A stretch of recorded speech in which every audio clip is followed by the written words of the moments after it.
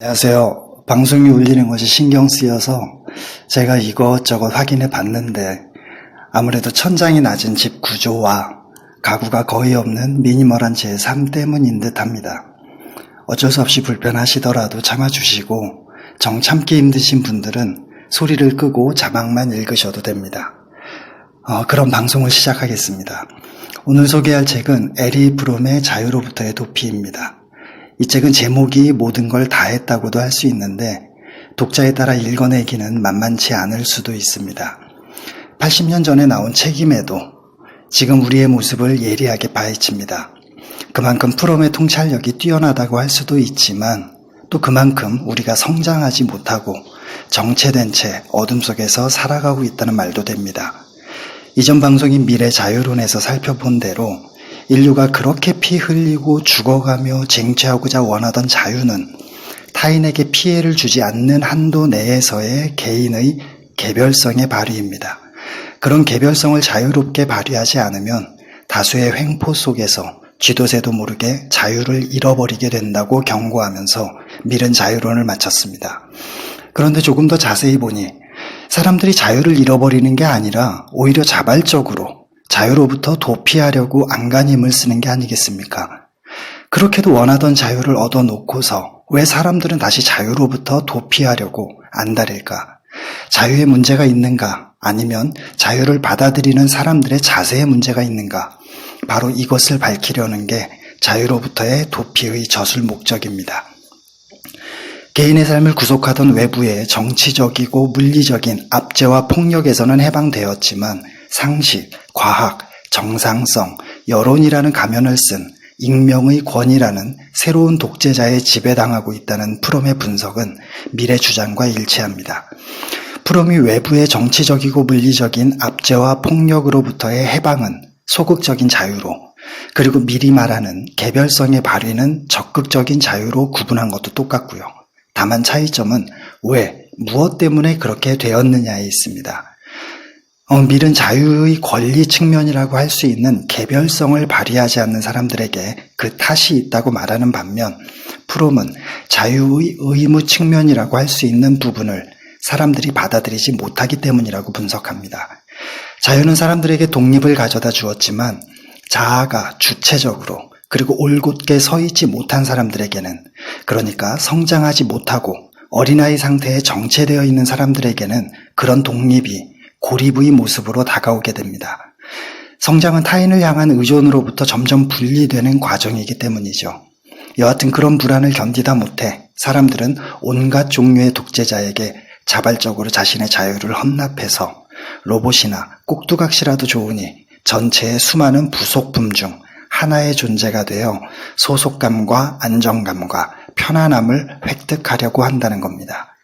민주주의 초기에 평등을 위해 자유를 버렸던 사람들이 민주주의가 꽃피운 지금은 소속감과 편안함을 위해 자유를 버리는 꼴이죠. 자유의 무게를 감당하지 못해서 말입니다. 프롬은 사람들의 이런 자유로부터의 도피를 스스로 키우지 못한 자아의 힘과 만족감을 얻기 위해 개인이 자기 자신이기를 포기하고서 사회와 문화가 제시하는 모든 것을 그대로 수용하는 경향이라고 정의합니다. 그렇게 해서 다수가 그에게 기대하는 모습이 되어가는 거죠. 이런 주장을 뒷받침할 기원을 탐구하는 과정인 르네상스와 종교개혁, 그리고 그들의 심리가 가학증, 피학증 환자나 신경강박증 환자의 심리와 다를 바 없음을 지적한 두 장이 가장 많은 분량을 차지하는데 조금 어렵게 느껴진다면 처음엔 슬쩍 지나가도 괜찮습니다. 민주주의를 파멸로 몰고 갈 정도로 강력한 횡포를 부리는 다수이니 그 다수를 구성하는 개인들 사이의 관계도 매우 강력하겠죠. 그러나 프롬은 그렇지 않다고 말합니다.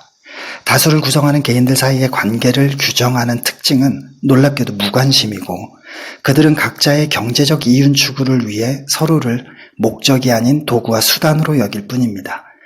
경제적인 효용성이 모든 가치 판단의 기준이 되어버린 탓에 개인이 제공하는 것들이 시장의 요구와 맞지 않으면 쓸모없는 사람이라는 낙인이 찍히는 사회가 되었습니다.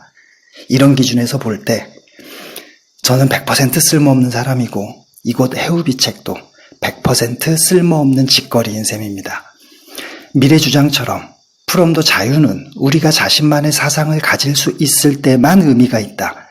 적극적인 자유는 개인의 자발적인 활동에 있다. 중요한 것은 활동 자체이고 결과가 아니라 과정이라고 말합니다. 민주주의의 미래는 진정한 개인주의의 실현에 달려있다라는 거죠. 동서고금을 통틀어 인류의 스승으로 불리는 사람들은 모두 이구동성으로 말해왔습니다. 스스로를 보살피고 계획해서 성장하지 않으면 안 된다고. 그것은 누구도 대신해주지 않는다고 말입니다. 우리가 사는 세상과 우주는 모든 것이 결코 임의대로 분리할 수 없는 음양이 하나로 결합한 모습으로 이루어져 있습니다. 그런데도 대부분 사람은 둘 중 한쪽, 그러니까 고통 없는 성장만, 수고로움 없는 열매만, 힘겨움 없는 행복만을 원합니다. 본성상 결코 임의대로 분리할 수 없음에도 불구하고 분리하고자 한다면 잘못되고 문제가 발생하고 탈이 나는 게 당연하죠. 이것이 바로 우리 삶에서 발생하는 많은 문제의 원인이고 프롬이 자유로부터의 도피를 통해 말하고자 하는 핵심입니다. 그 누가 되었건 삶을 살아낸다는 건 절대 쉬운 일이 아닙니다. 거대한 우주의 자연적인 흐름인 엔트로피를 의도적으로 거역해서 그 속에 질서를 만들어내는 창조 행위이기 때문입니다. 세상에 쉬운 일은 단 하나도 없습니다. 따라서 그런 매 순간의 창조 행위를 귀찮다고, 어렵다고, 힘들다고, 오래 걸린다고 외면하지 말고 당당히 홀로 대면하시길 바랍니다. 도망가지 말고 자기 삶의 창조주가 되시길 바랍니다. 고생하셨습니다. 다음 시간에는 자유와 권리에 있어서 상반된 태도를 보인 에드먼드 버크와 토머스 페인의 사상을 볼 수 있는 유발 레빈의 위대한 논쟁으로 찾아뵙겠습니다.